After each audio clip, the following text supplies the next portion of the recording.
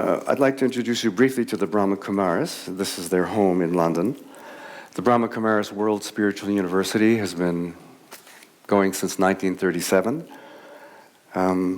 They practice Raja Yoga as a way of experiencing peace of mind and a positive approach to life. There are over 8,000, I think there's 8,500 centers around the world. They're known fondly as the BKs, and they provide opportunities for people from all religions and all cultures to come and experience peace and clarity of thinking and help develop inner calm, such as I will develop in a second or two. I'm just getting used to the microphone. In a second or two, I will be definitely filled with inner calm. As you would expect, the Brahma Kumaris support nonviolence through the deepest consciousness of peace. So you know that tonight's topic is nonviolence. And I was thinking about an hour and a half ago, about my own first dawning of the sense of nonviolence. This is before I knew anything about Gandhi. And when I was a kid, I remember my parents had a carved ivory statue with 3 figures on it. And one had his hands over his ears, and another one over his eyes, and another one over his mouth. I'm sure you've all seen these before. And it's about hear no evil, see no evil, and speak no evil. So from very early on, I think I had a sense of evil and what it had to do with seeing, hearing, sensing, speaking. Later on, my father, who was an immigrant from Europe before the Second World War, was able to talk to me about peace and how really most problems could be solved in a peaceful way through speaking and through listening and through kindness and through compassion. So these were things that were with me from a very early age. As I grew, I began to think about how these things became more complicated, how nonviolence was such a wonderful concept. And it is a wonderful concept. But it's also one that the more you go into, the more complex it becomes, and sometimes paradoxical too. I assume that most of you are here because you uphold the beliefs of nonviolence, and that you've probably had some of these thoughts too. And I hope that what we'll hear tonight with our speakers will help elucidate, make clear some of the ideas that we have about this. I know I became very wary about certain aspects of nonviolence when I first came to London, and I was on the 1968 anti-Vietnam War march. And I became used to the idea in the UK of people picketing and holding demonstrations and vigils. And I knew these were non-violent activities. But you know, there was another aspect to them as well. And I became very wary about these non-violent behaviors. When, you know, what was the tip-over point? Anyway, that's about the topic of tonight, and you'll hear more on the stage. I'd like to introduce you now to our guests, but I think first I'll invite you onto the stage. So Lord Parekh, would you like to come up, please? And Jayanti Ben. So I'd like to introduce first Lord Parekh, who's an eminent academic, continues to be an eminent academic and scholar and a leading political theorist. We taught at the same university together, although not quite at the same time, and I certainly am not an emeritus professor of the University of Westminster.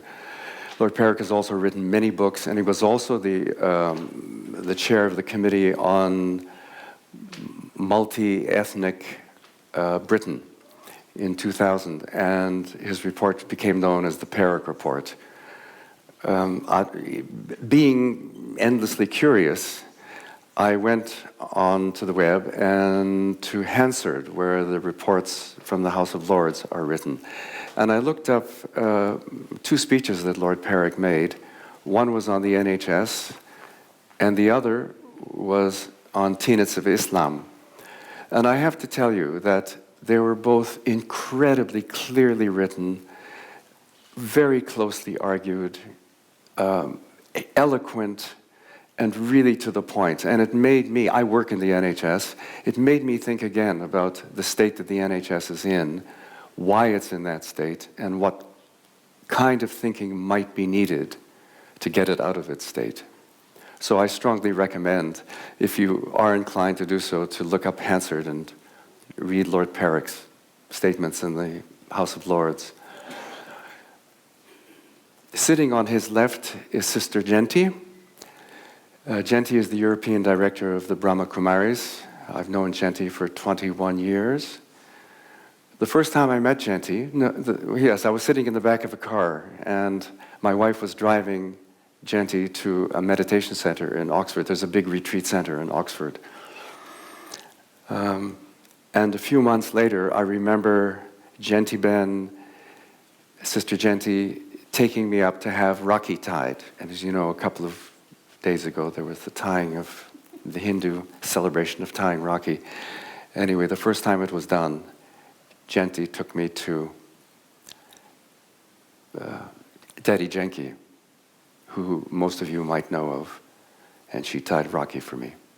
Anyway, Jayanti is a woman of great courage, intelligence, insight, and always speaks from the sources of compassion and peace. Now, interviewing them tonight will be Emily Buchanan. Emily is a former, are you formerly or presently? What correspondent? Yes. Former correspondent, but still presenting the Sunday programme. You heard it from her own mouth. So she's a BBC correspondent. I've heard Emily in the World Service many, many a night. I went on the web again to look something up about Emily, and there was a short film about her. And she was describing how she was on a plane in Zimbabwe looking to interview Robert Mugabe. And the plane crashed. So, imagine, we have a Lord of the Realm here. We have a leading spiritual figure in the world today. And we have truly what you could call an intrepid reporter who survived the plane crash. So, welcome to the evening. Thank you so much. Well, I think we have about an hour, is that right? And then there will be time for questions. So if you've got thoughts, do note them down and we'll get to you afterwards.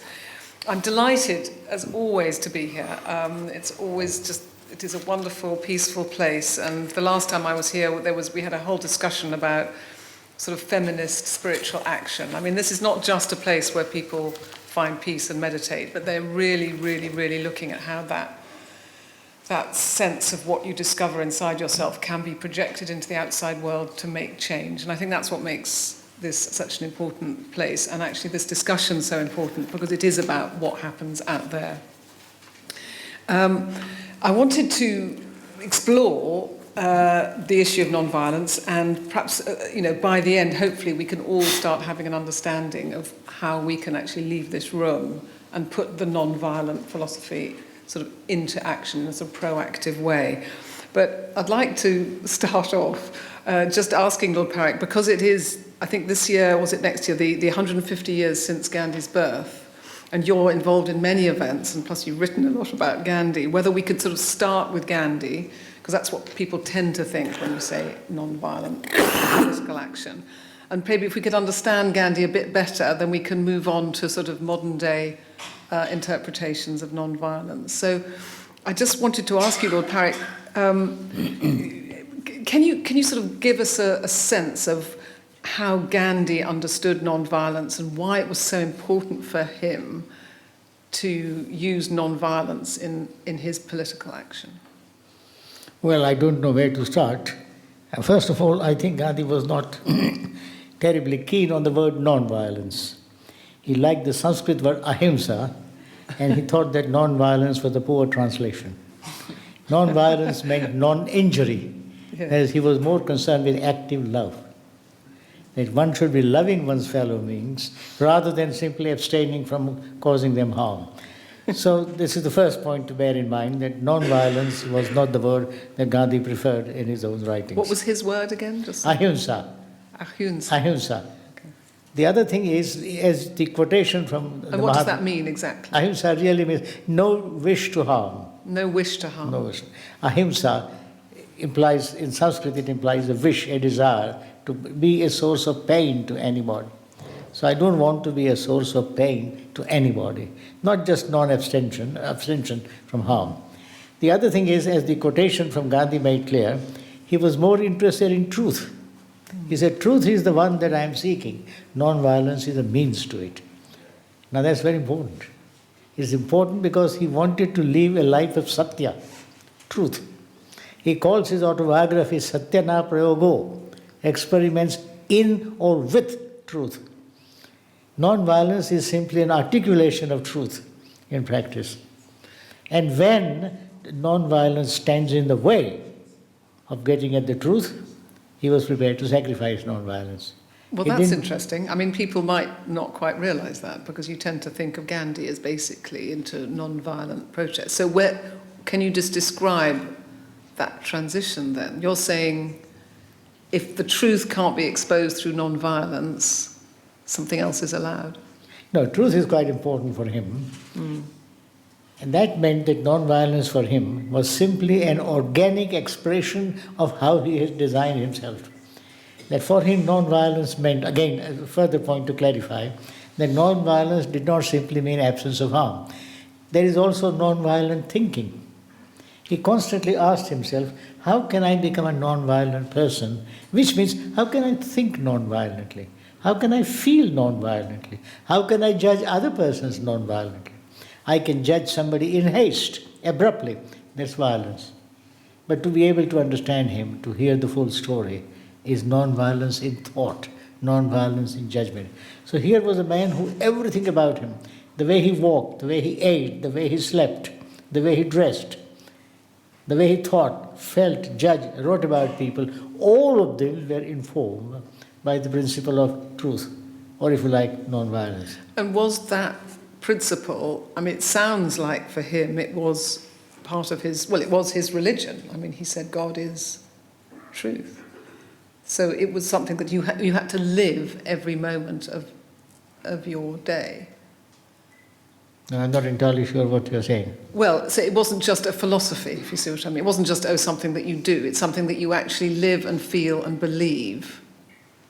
For him, Every it springs moment. from religion. And that will take us into an entirely different area again, and what God meant for him, and what faith in God meant to him. But for him, the idea was very simple. There is Brahman, not God. He didn't like the word God again, because God implies deifying, personalizing something. He talked about, like many Hindus, he thought of God as Shakti, as energy, as power.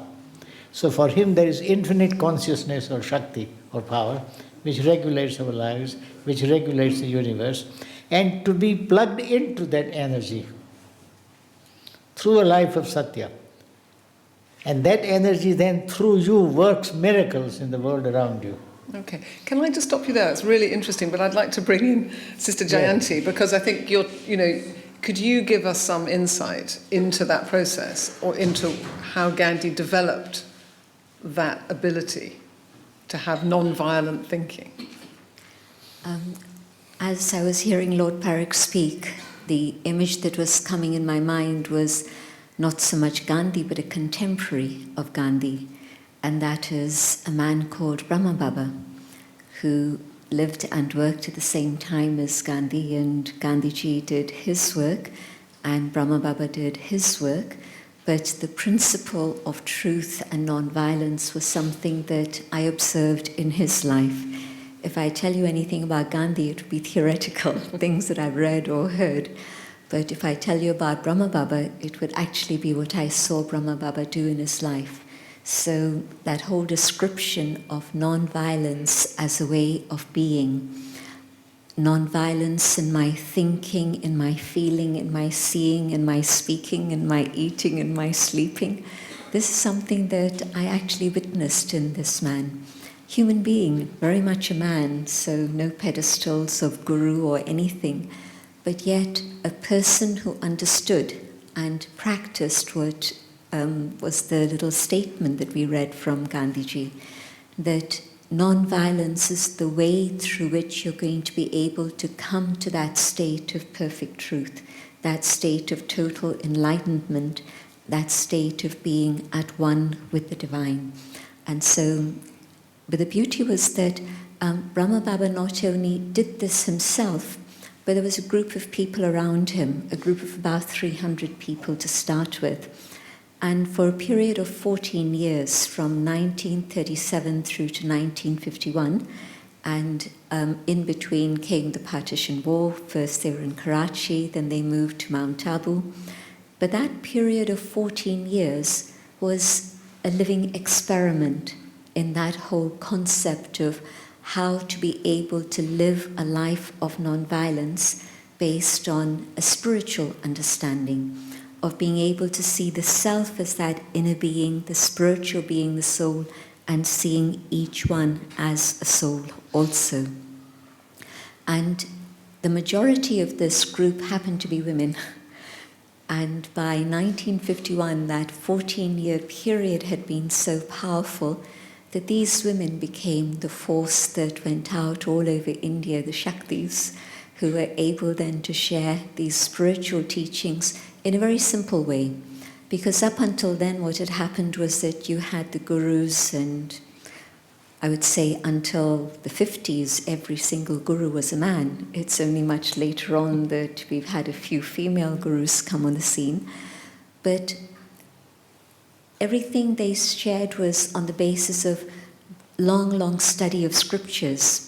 And what Brahma Baba did was to simplify very elevated philosophy and teachings into a very easy to understand form that could be assimilated and absorbed and practiced by ordinary folk. And so I think this was an amazing thing that happened, that these women then went out through the length and breadth of India sharing these ideas. And that was the start of the Brahman Kumaris movement. So would you say that non-violence as a movement then really began in India? I mean, had its strength and its roots in India and Indian philosophy? Definitely. I mean, it's nowhere, you're not tracing its sources anywhere else.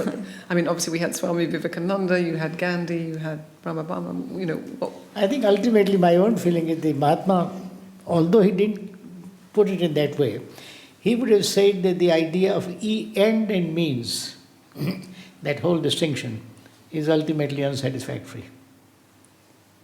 Therefore, when he says non-violence is a means, he doesn't quite mean means in the same way that you and I would mean by saying having an implement is a means to cooking. Means is a way. Non-violence is a way to realize truth, rather than a means in a crude sense. And then it acquires a certain importance. Otherwise, it's simply seen as a method. Well, the danger is, of course, non-violence just becomes non-action. Yes. You just don't do anything. It's how you make non-violence into something. I mean, maybe that's what we should be coming on to next. But well, non-violence, you make it into something in several ways. It doesn't merely become a part of your thinking and so on, but also a way of living. So you ask yourself, how should I organize my daily life? What should I eat? How should I dress? Such that everything about me proclaims the beauty of non-violence. So Gandhi said you should give up all the fancy food, because that involves violence to nature. You should avoid doing all kinds of things which involve plundering nature far beyond you are entitled to. So where non-violence becomes a way of life in that way. And then incidentally, this is where it leads to politics, because all this simply looks like a personal moral code. Gandhi says, well, look, going a step further, what does being non-violent mean in my relation to other people? So I see a poor man, he's suffering, and I ask myself, what can I do for him? And there I see the injustice of the system, and I take a stand against that injustice. Or I see oppression, and I take a stand against it, which is where non-violence becomes political. And for me, I think the Mahatma's importance, as Einstein pointed out, in one of the finest remarks he made about Gandhi, his importance was that non-violence is not new. It has been there. Christ talks about turning the other cheek. what is significant about his view of non-violence, he showed that it can be a politically significant instrument. So it's But not just martyrdom, because that, as you say, that had been a Christian tradition for a long time. That he made it politically effective. Yeah. Secondly, the non-violence has so far been used by individuals. Gandhi made the masses agent of non-violence, which is extraordinary. Not just she or he or somebody else, but the whole community engaging in non-violence. That is extraordinary. And that's where I think he both succeeded and failed. Because he succeeded, but at the same time he realized that from time to time the masses were incapable of remaining non-violent, will turn to violence when provoked. What was he to do? In the beginning he withdrew the non-cooperation movement when India was virtually on the brink of independence. And many people say that if Mahatma had some political sense, India would have been free in 1923, when the non-cooperation movement had really frightened the Brits. But he said no, he wanted to withdraw it. Then he grew a little more, I should have thought, a little more realistic. So when violence again broke out in 1939, 40, 41, the Second World War, he said, I'm not going to condemn it. It's not justified, but I understand it. I condone it. Now that is where I think the shift in his own thinking comes in. And if he were around today, what do you think a Gandhi figure could actually have a big impact today? Sorry? Do you think a Gandhi figure, I mean, someone Yeah. like him, being here today and looking at the world as it is, do you think that he would be able to create a movement in today's Well, that's world? a very complex and tricky question. Tricky in two ways. Could there be a Gandhi today? Yeah. Could there be a Gandhi? I mean, we've had Now, figures. I wouldn't have thought that India of 1930s had a patent in Gandhi. I mean, any society is capable of throwing up a Gandhi. Great individuals are products of historical movements. They are not simply products of their mother's womb. So here a great movement comes up and some individual comes along, takes charge of it and gives it a lead. So in that sense there is no reason why another Gandhi could not be born. Question then would be, is that Gandhi likely to do the same thing that the old Gandhi did or do things differently in the age of smartphones and technology and post-truth news, all those sorts of things. And here, if I may say so, just if I may take 2 minutes, slightly moving out of the question that you asked, could another Gandhi be emerged? This was a question put to Arafat, Palestinian leader. People keep telling him, look, why do you resort to violence? Because that gave Israelis a legitimacy of using violence against you. We know Israelis are wrong. The world is not stupid. They can see it. But if you were to turn to Gandhian kind of satyagraha, Israelis are not going to have the courage to shoot all of you. They might shoot a few. Then they will realize the Jewish diaspora will put pressure on you. All sorts of things will happen. And you might ultimately win. In other words, why don't you throw up a figure like Gandhi? And what did Arafat say? And Arafat's answer was very simple and very straightforward. In one sentence, he said, Israeli security has penetrated the Palestinian people so deeply that no Gandhi could arise in my society. And if he did, he would be nipped in the bud. That even before he became famous, he would have been kidnapped and destroyed, or some accident would have happened to him. It simply would not take the risk. So the question is, would another Gandhi emerge? The question is, would we let him emerge? But the question would be, if another Gandhi, let's say the Martin Luther King kind of figure emerged in United States, Yes, and look what happened to him. what would happen? Taking on this man, Trump. But I think sooner or later, I mean, these guys are going to be exposed, but the question is, it will be later rather than sooner. What do you think about that? I think that at this moment it's not one individual who can bring about transformation, but you talked about smartphones. Well, that whole system of communication that is available now, I think more it's going to be a people's movement that says, this is what we want. We want to have peace, And when the power of the people reaches that point in which they're ready to do what is needed to have that inner peace and true non-violence, I think it can reach a critical mass that can change the view of the majority. So I think rather than one individual arising, it's going to be a community of people who believe in truth and non-violence who can make it happen. But to have that movement, people have to really have the idea and really understand it and to live it in their day-to-day life. I mean, isn't that what you're trying to teach people? I think it's not just one organization even.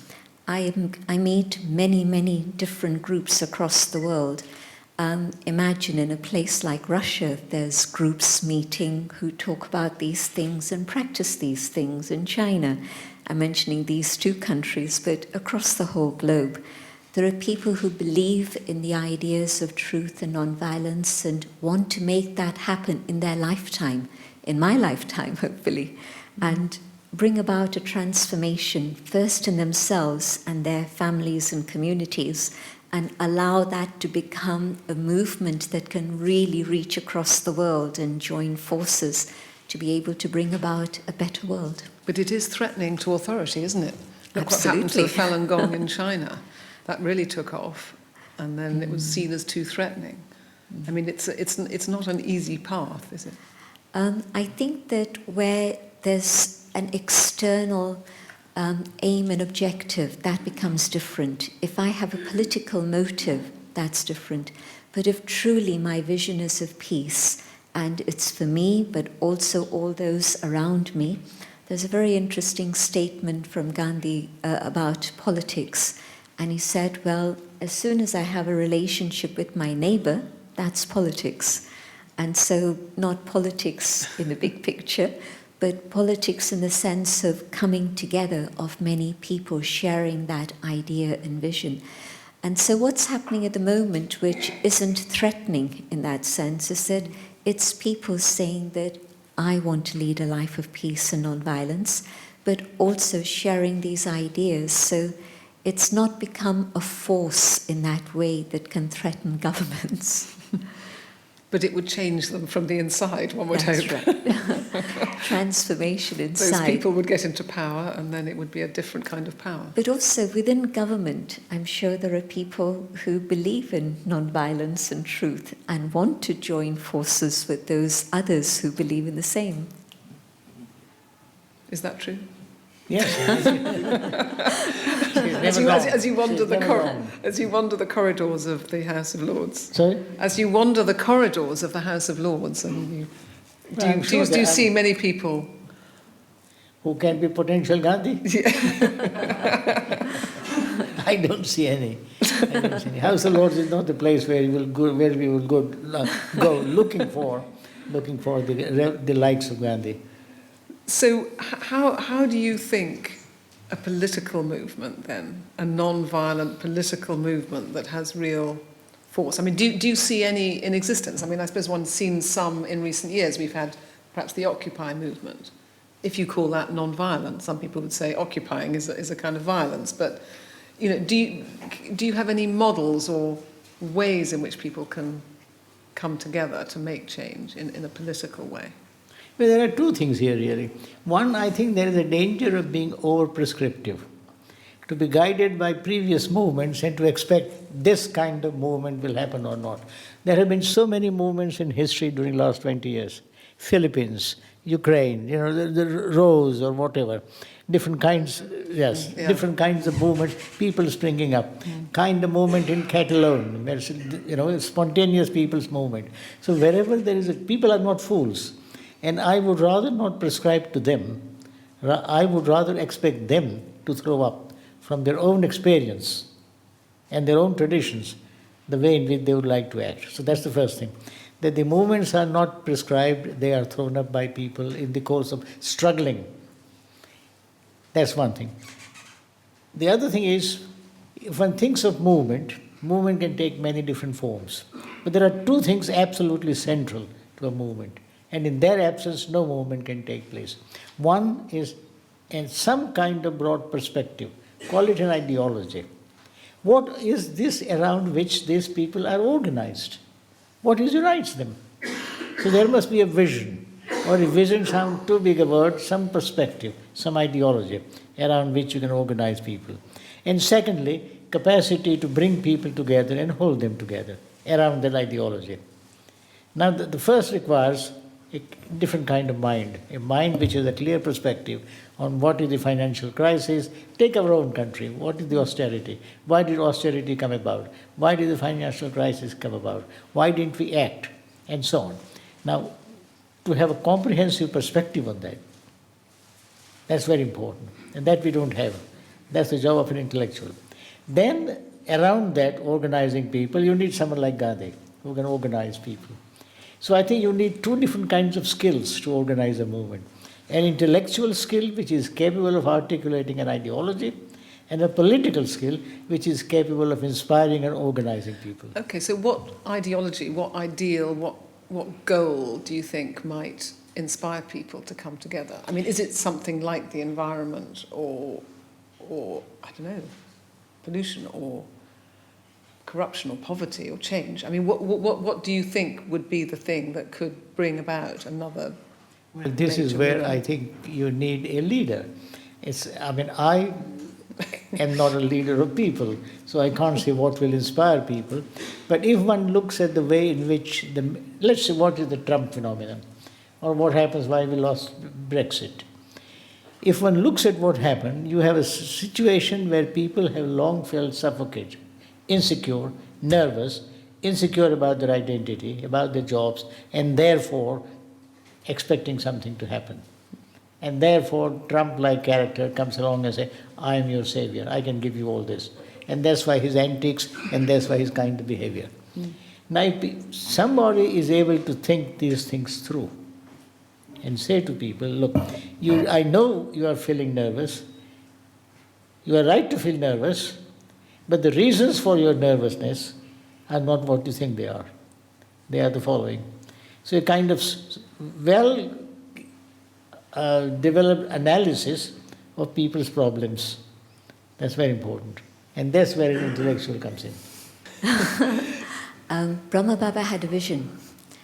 And that vision has led to this movement which now exists in over 100 countries, around 110 countries. And people of all cultures and backgrounds and everything is part of it. And the vision was that the world can be a better place. And it was a very simple way to be able to achieve a better world. And that was by bringing about change in yourself and coming back to the values that were inherent in every human soul. And so it was a very simple message, and it's the same message today, 80 plus years later. If I hold the vision of a better world, it excites me. It's very beautiful. I want to be there. I want this world to change and become that better place for me, but also for everyone around me. Because nobody can be an island, it's the same boat, and so I can't be comfortable in this part of the boat if there's water leaking in the other part of the boat. And so when I say a better world, it's for everyone. But the way to get there, that's always been the question. And Brahma Baba's point has been a very simple one, that there is that goodness which is the original quality of every human being. So you start with that premise that goodness is inherent in every human soul. But what you need is to be able to allow it to emerge and express itself in your life and in your actions. And that's what we've forgotten about. And so the whole journey of spirituality and meditation and silence is this journey of A, connecting with your own inner goodness, and B, being able to nurture it. And yes, you're very right, it's not one individual who can make it happen, it needs a big group of people. And I wouldn't use the word politics in that sense, but I understand your expression of it needs political skill to bring people together. But I think that if there is that vision itself has the power to motivate and generate that energy in which people come together, especially if they feel that, yes, this is something that resonates with their own inner world, their own inner being, At least this is what I've seen within the Brahma Kumaris. That Do you think that vision, do you think all that coming together is happening? Because, I mean, if you're not in that movement and you look at the world sort of from the outside, there seems like an awful lot of the other stuff. You know, you've got massive conflict. I mean, even in the Catholic Church, Pope Francis is in a battle with, people who really don't want him to be Pope. You've got wars, you've got refugees. You know what I mean? There's so much. There's the rise of the far right in East Germany. There's, it's a wonderful vision that you paint, but I just wonder whether that vision is going to be enough or big enough to create this movement. I think the movement has already started. If you think about how many people today know about the word meditation or mindfulness even, mindfulness I would see as a step in that direction towards meditation. So how many people across the world know about this and are practicing it in some form or another? How many people are aware of a holistic approach to life? How many people today are interested in the environment? I was hearing about how this very hot summer, not just in the UK, but across the whole of Europe, has really made people think very deeply about the subject of climate change and what it is we can contribute to transforming the situation. So I'm seeing that many things are happening across the world that are building up towards that focus where that minority can become very powerful enough to come to that tipping point and create transformation. And that's where I think the problem arises. A movement like that, the kind of thing that Sister was talking about, can be co-opted by the existing system. We have seen that. I mean, whether it was Maharishi Mahesh Yogi or other spiritual movements coming up, and they get sucked into the system. From the margins they remain aggressive, but the system knows how to neutralize them. The question would be, without at all disagreeing with Sister Jayanti, No, you're going to disagree, absolutely no problem. I want to push you a little further. Because I think this meditation and be the change you want to see in the world that Gandhi talks about, all this is very important. But ultimately, unless there is this kind of organized momentum. Momentum. Momentum, exactly. which is momentum gave us our friend Coleman, and momentum gave us lots of other things. Unless you can create an organized movement and a momentum, with a momentum, and understanding where the system's weaknesses lie. The existing system, what are its weak spots? Which was Gandhi's genius. He knew exactly where to push the British system at what point, so that even the British felt slightly guilty about what he was doing, and the Indians enjoyed pushing them on that point. I think what you need to do is, as I was saying, for me this is the ideology, understanding of what the system is, what are its weak spots, how do you press your weak spots, and in order to press them, you need to generate this mass movement. Without that, you can't get very far in politics. And do you think it's a mass movement that actually is outside the political sphere, that it comes from the grassroots? Perhaps it comes through social media.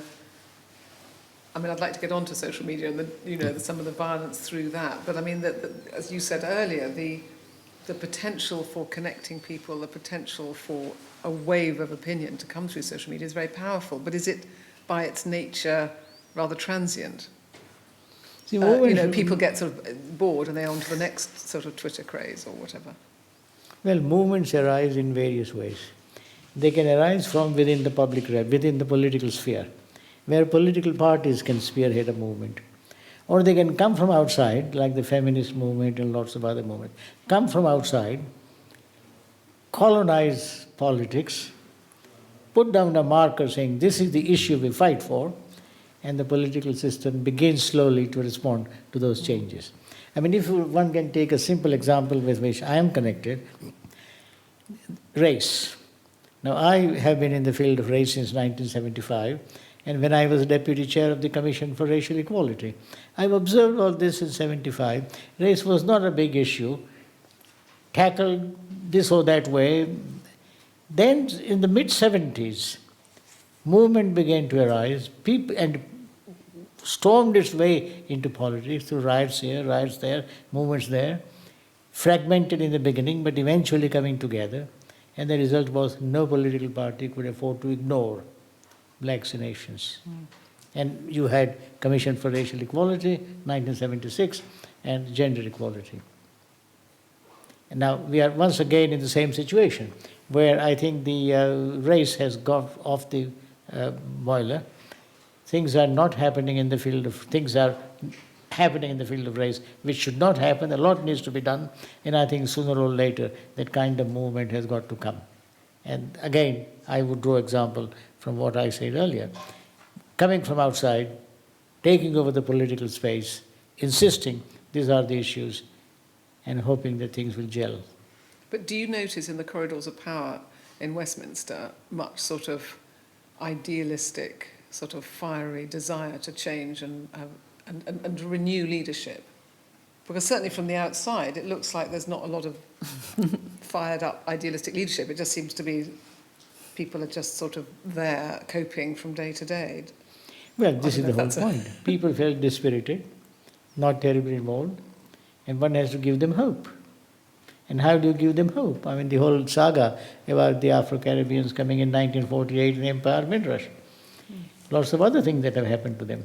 Now, if one is able to explain that these are not individual cases, nor about Home Office creating a hostile environment, but that they come from a deeper roots within this society, things begin to change. But I mean, the refugee crisis, people coming here as refugees, not being allowed to work, then being criminalised because they can't work. There's some terrible things going on, and it just seems that people are sort of protesting about it. There's a bit of, the Catholic Church or somebody protests, but nothing, there doesn't seem to be a real desire to make change. Well, this is where, my own sadness and worry come in. One doesn't seem to see that kind of movement being organized. People quietly accepting their suffering, whether they are asylum seekers, of course, can be easily understood because they are outsiders. They don't have the full rights of citizenship and they are not able to campaign. But other people in this society, feeling deeply worried, that is not happening, partly because they have been so privatized by their own personal problems. The middle class would have been active, is caught up in its own little problems. Working class struggling against the system, its own problems. In that kind of situation, one doesn't see much energy. Well, exactly. I mean, it's interesting you talk about privatising, because there seems to be a lot of people doing these jobs for the sake of their own ends and not for the sake of the good of the country. And I mean, this is where one comes on to the whole issue of government and the digital sphere, that a lot of things seem to be happening in a kind of automatic way in the digital space and systems being run. I think it came up with asylum seekers. I mean, if you don't tick the right box, that's it. And the human element of government, where people actually look at a document, judge it, look at a case, and judge it on a human level, seems to be disappearing. And that's my observation. But I just wondered, how do you get a sense of the government and politicians being sort of re-engaged with people's everyday lives? Well, I can come to that. Does the sister want to come in? No. I mean, I could, please disagree with me, but I mean, you talked about people being sort of, politicians, everyone being involved in their problems. But, I think a lot of people out there in the world are struggling hugely against a system that seems pretty well deaf to their needs. Well, I think the basic question here is, how is it that system has taken over and individuals do not count? And secondly, when the system has taken over, why has the system become so brutal, so impersonal? No human voice, no human feelings. Now, these are larger questions about the way in which our political system has evolved during the last few years. I don't know where to start, but one would say if you look at the way in which our politicians are recruited, they come into the political sphere. Not terribly men of great conviction or power. If you are a man of conviction, you will never get beyond an MP. In order to rise into positions of power, you have to kowtow to the powers that be, and that means, vote where you are wanted to vote. Full stop. Now, these people come to power Then when they come to power, they had not sufficient understanding of their brief, and therefore the civil servants take over the decisions for them. Civil servants are trained right from the beginning to be rather impersonal and brutal, and they follow their own impersonal method, with the result that without anyone wanting this to happen, the whole political system increasingly becomes dehumanizing, impersonal. And when suddenly situations like the Empire Windrush come on the public agenda, people panic. They don't know how to respond. They can deal with individual cases, compensate this or that individual, but the genuine anger, the genuine apology, the genuine sense of sadness that people here have been responsible for the deaths and pain and suffering of hundreds of people out there, that is not coming, because it's the system that's stifling it. But that's a terrible indictment, isn't it? Of the Sorry? way that's a terrible indictment of the way the country's going. Yes. So how do people make their voice heard, Sister Jayanti? It has to be through personal transformation. When I see all of these things going on, I ask myself the question, but why? And I see that it's the individuals that have, within the system, that have lost contact with values. And so when one individual loses contact with values, and that then becomes the norm for a whole group of individuals, then you see things like this happen. And so if today, within that, my own conscience says, no, I have to go back to my own inner values, and I take the time and trouble to do that for myself, then I can start creating a different wave, a different awareness, whether it's 1 or 5 or 20, but that change can begin to happen when people in power allow their own conscience to start speaking to them and start making a stand. Because what they may not realise is that some of the decisions that they're making or that are being made by systems are very violent and very cruel to people's everyday lives. Mm-hmm. So just by not doing anything, by being the person in the office who doesn't do anything, except tick a box, that can be a very violent act. That whole thing where I don't take responsibility and I feel that, it's happening, so what can I do about it? And that sense of helplessness also. I think that state of helplessness is again something that paralyzes us and we feel we can't do anything. But as soon as I begin to realize my own power as an individual and the fact that if I decide to do something, I can begin to do it. I don't have to wait for any laws to be enacted about it. I don't have to wait for others to give me permission to do that. I begin to do that myself. And that's going to have an impact, and it's going to create a wave around me that will give permission to others to do the same. When Nelson Mandela took office, I've forgotten the precise words, but it was something like, what we're afraid of is our own greatness. And when we recognize our own greatness and give ourselves permission to shine, then we give others around us permission to shine also. And so I think it was a statement actually that came from Marianne Williamson, but he used that.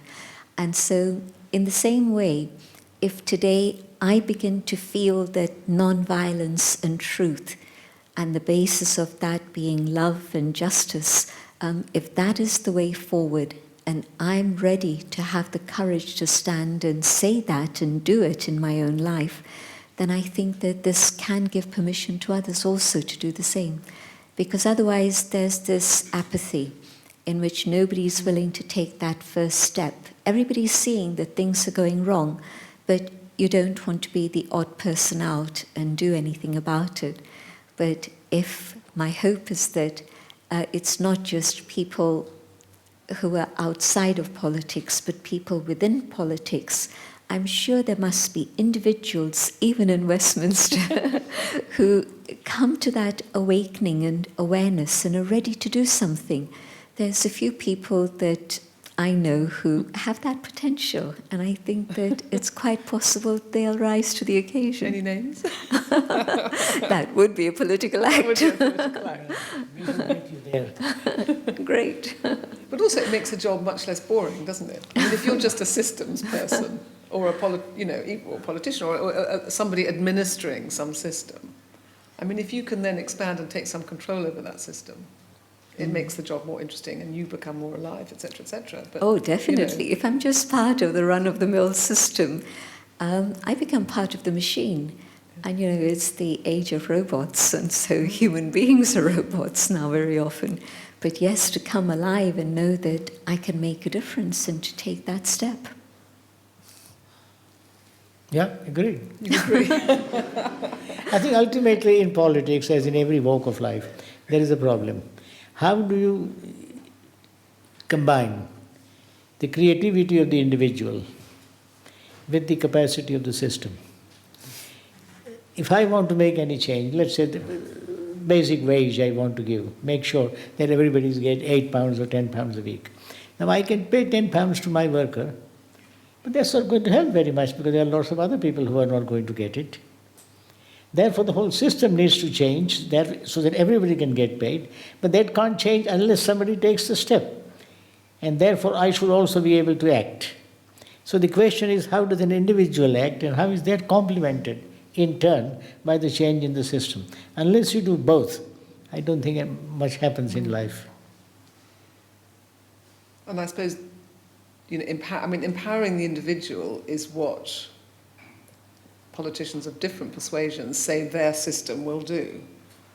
But the things we seem to have ended up, in spite of a very liberal economy, with individuals who are not empowered. Yeah. And the question would be, when you talk about empowering the individual, what on earth do you actually mean? This is again a word which is widely thrown about. The government is there to empower people. Now, empower people means giving people the power to do things. What does that mean? That means not only formally devolving power, but giving them opportunities to exercise that power. And that they won't do. I agree that the external empowerment is absolutely vital, but I think that to allow a human being to actually feel that they can take that opportunity is a different process.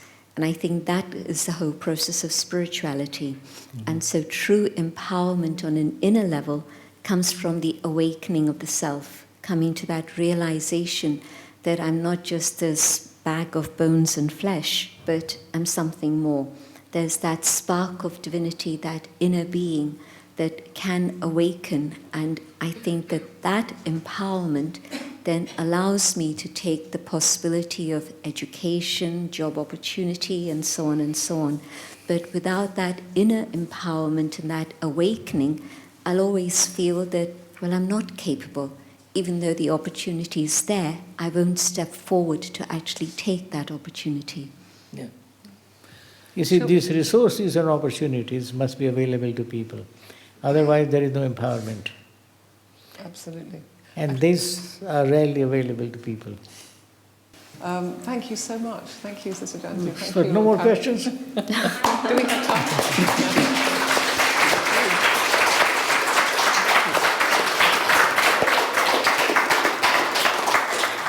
Thank you.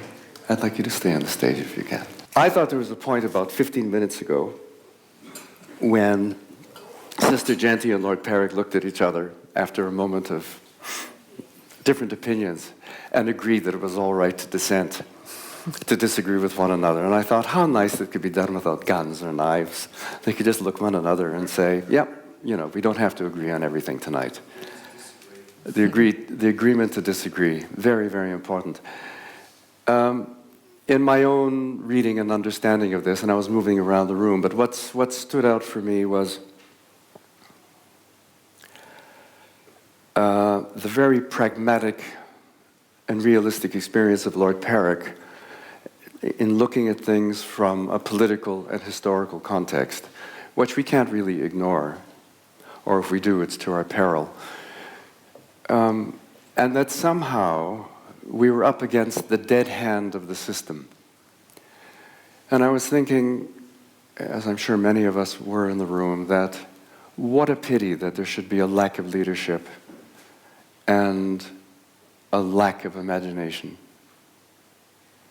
I thought Emily's question about could there ever be another Gandhi, could there be a Gandhi for our time, was a very telling question, as were many of Emily's questions. Very good question for us to think about. I'm going to say on the other hand, because this is what academics do. They say on the one hand and they say on the other hand. And I love the way Jayanti said, it's not a person who's going to do this. It's a movement. It's a community, and it's a movement, and it's a mass of people beginning to think in peaceful ways. And this, of course, is represented by the close to 1 million Brahma Kumaris around the world. I thought, often events in this house, people are so kind and polite because all the lovely white saris are walking around. Everybody's extraordinarily peaceful. People don't really like to engage in deeper discussion because it can create some kind of friction. But I thought tonight's discussion was very telling and very deep. And I hope it's given you lots of stuff to think about. So thank you for doing that. Thank you all. Let's give another hand of applause.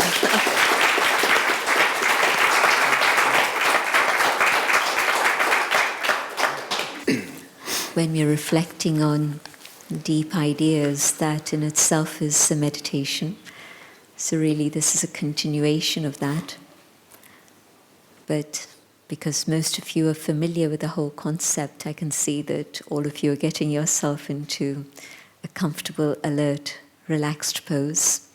So I'll share my thoughts and invite you to follow those ideas.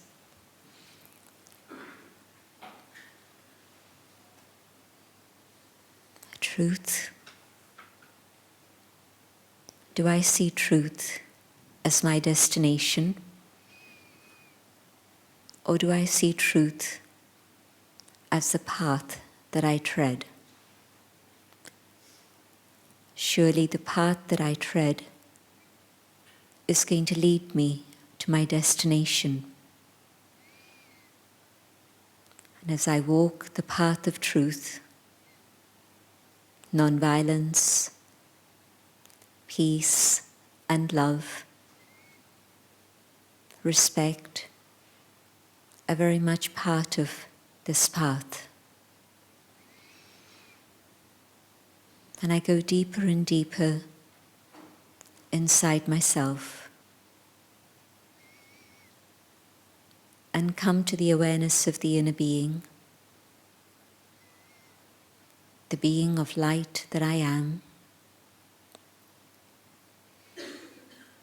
And on this inner journey, my thoughts slow down, and I come to the awareness of the peace that lies within. This is my natural state of being, my original state of being. Om, I am, Shanti, peace. This is who I am.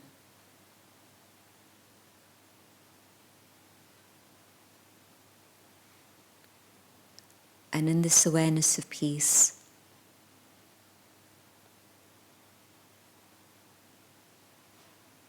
I know that there's a higher power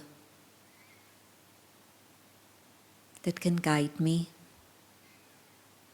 and support me on this journey to truth. And I connect with that Supreme and draw the power, the Shakti that I need to be able to walk the path of truth.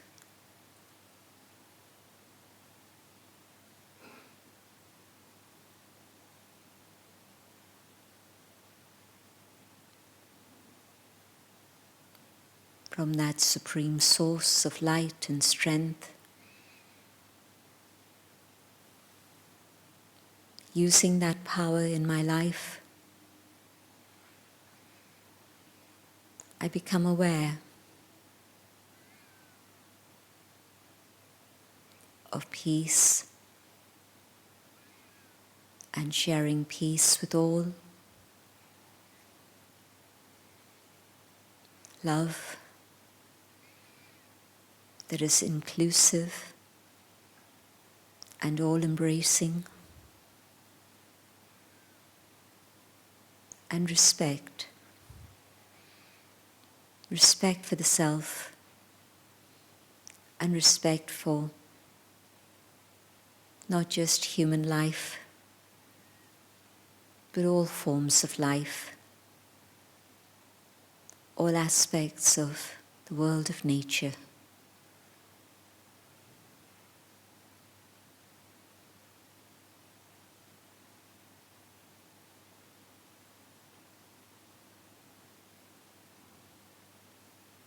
And I move towards truth,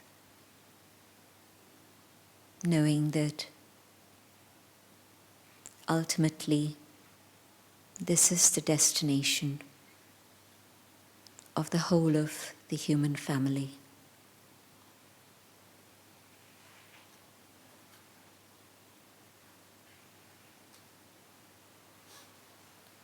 Om Shanti.